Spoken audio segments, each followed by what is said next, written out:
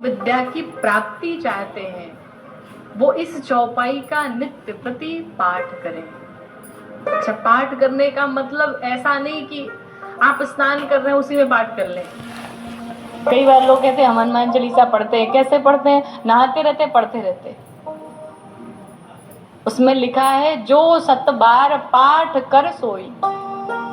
जो पाठ करेगा अर्थात बैठ करके आसन पर भगवान के सम्मुख जो पाठ करे, उसी प्रकार से इन चौपाइयों का जो पाठ करता है उसकी बुद्धि बढ़ती, उसका विवेक बढ़ता, उसका ज्ञान बढ़ता। कौन सी चौपाई है?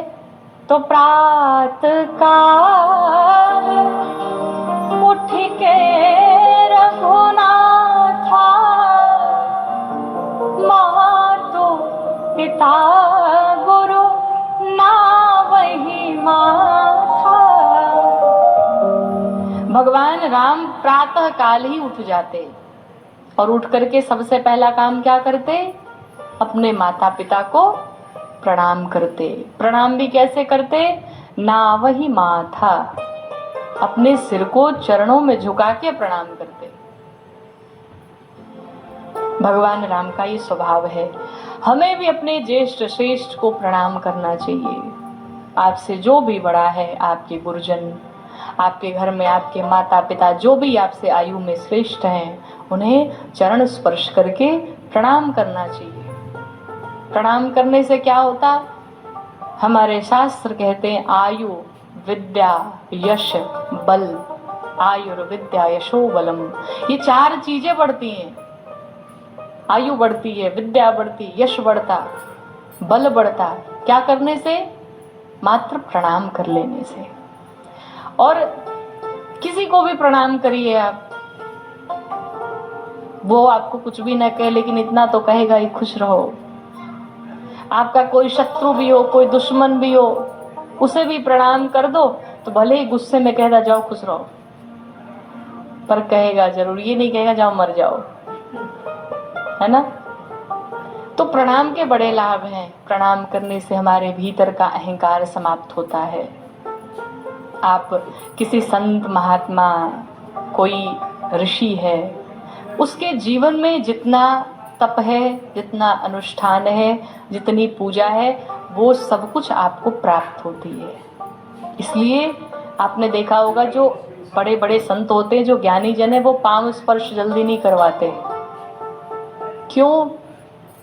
क्योंकि उन्होंने जितनी पूजा की है सब पांव स्पर्श कराने से सब चली जाएगी। तो वो सोचते कि हम इतनी मेहनत करते, हमारा क्या बचेगा फिर। तो पांव स्पर्श अपने ज्येष्ठ श्रेष्ठ के करने चाहिए, और किसी का करे न करे अपने माता पिता को प्रणाम अवश्य करें। भगवान राम सभी को प्रणाम करते, प्रातः काल ही उठ जाते हैं। तत्पश्चात, उठने के पश्चात अपने नित्य क्रिया से निवृत्त होकर के भगवान राम अपने अनुजों के साथ में, जो उनके भाई हैं, जो उनके सखा हैं, जो मित्र हैं, सबको बिठा करके भोजन करते।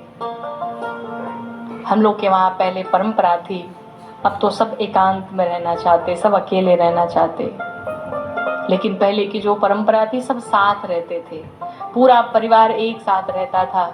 और पूरा परिवार एक साथ रहने के बाद जब भोजन करता तो सब साथ में बैठ के भोजन करते थे। उससे क्या होता? प्रेम बढ़ता। हम दिन भर तो अपने कामों में व्यस्त रहते हैं, पर रात्रि में अगर एक साथ पूरा परिवार मिलकर के भोजन कर रहा है तो एक दूसरे से हम अपनी समस्या बताते हैं, अपने दुख सुख बांटते हैं, तो वो आनंद ही कुछ अलग होता है। पर आज सब अकेले रहना चाहते, कोई किसी के साथ नहीं बैठना चाहता। लेकिन भगवान राम अनुज सखा संग भोजन करहि, अपने अनुजों के साथ में, सखाओं के संग में भोजन करते हैं। रात्रि के समय अपने छोटे छोटे भाइयों को लेकर के अपने साथ में सोते समय वेद पुराण की कथाएं सुनाते हैं।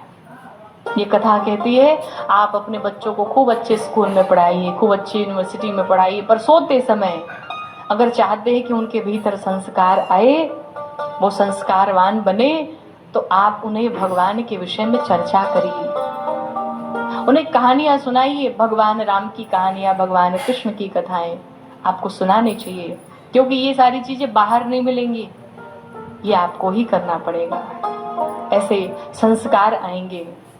कथा कहती है कि जब माताएं गर्भ से हो और एक माता अगर चाहती कि हमें एक अच्छे पुत्र की प्राप्ति हो, एक अच्छे संतान की प्राप्ति हो, तो उस समय ज़्यादा से ज़्यादा भगवान की कथा सुने, ज़्यादा से ज़्यादा भगवान का सत्संग करें, भगवान का नाम जाप करें, आपको एक अच्छे संतान की प्राप्ति होगी।